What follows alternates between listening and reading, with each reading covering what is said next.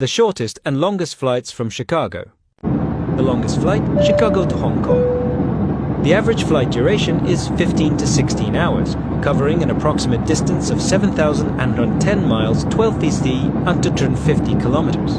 The flight is operated by Cathay Pacific Airways. Completing the top 3 BDR longest flights from Chicago O'Hare Airport are flights to Shanghai and Taipei, respectively.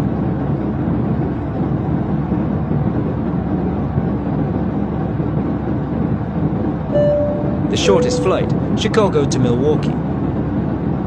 The average flight time is only 20 minutes, and the distance traveled is approximately 85 miles. This trip by car takes an average of 2 hours in reasonable traffic conditions.